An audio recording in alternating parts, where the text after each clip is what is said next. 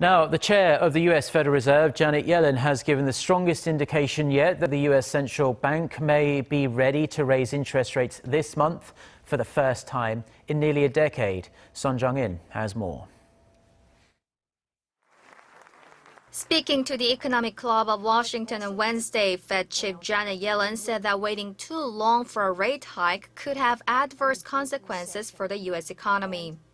She warned that more delay after having kept the rate near zero for almost 7 years could pose risks to financial stability and drive the country into a recession.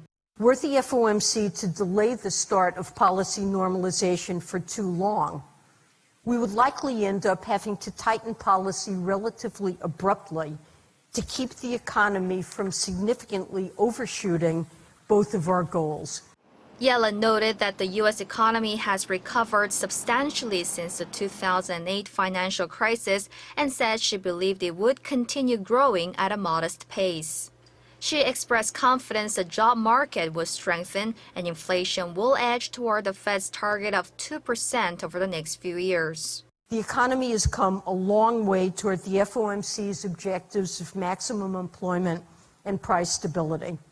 In line with her statement, the Federal Reserve released on the same day its latest report that shows the U.S. economy grew at a modest pace in most regions from early October through mid-November.